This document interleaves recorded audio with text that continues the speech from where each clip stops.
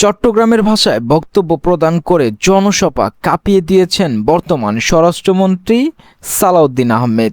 বাংলাদেশ জাতীয়তাবাদী দল বিএনপি চকরিয়া উপজেলা ও পৌরসভার শাখা আয়োজিত জনসভায় চকরিয়া পৌর বাস টার্মিনালে গতকাল কক্সবাজারে এই জনসভায় অনুষ্ঠিত হয়। আর সেখানেই চট্টগ্রামের ভাষায় ভাষণ দিয়ে পুরো জনসভা কাঁপিয়ে দিয়েছিলেন স্বরাষ্ট্রমন্ত্রী সালাউদ্দিন আহমেদ।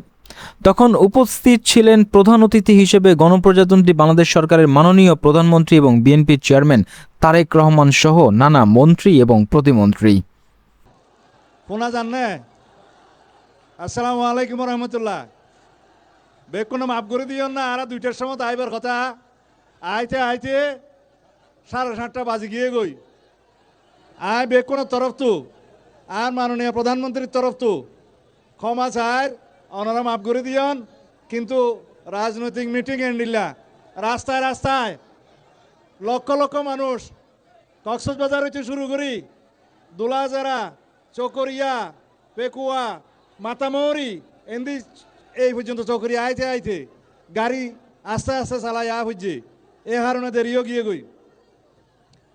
মাননীয় প্রধানমন্ত্রী, আপনি চকরিয়া এসছেন, পেকুয়া এসেছেন, মাতামহরিতে এসছেন। এই এলাকার মানুষের আরজু পুরা হয়েছে। পেকুয়াতে পৌরসভা দিয়েছেন, মাতামহরিতে উপজেলা দিয়েছেন, মাতামহরিতে থানা দিয়েছেন।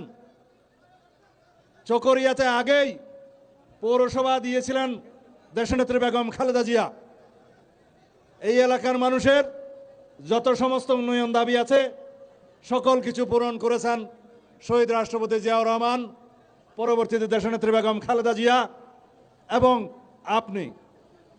আমি এই অঞ্চলের মানুষের তরফ থেকে স্বাগত জানাই আমাদের প্রিয় নেতা, এদেশের মানুষের সমস্ত মানুষের জনমানুষের আশা আকাঙ্ক্ষার প্রতীক আমাদের বিএনপির চেয়ারম্যান, এদেশের নির্বাচিত প্রধানমন্ত্রী, সংসদ নেতা জনাব তারেক রহমানকে।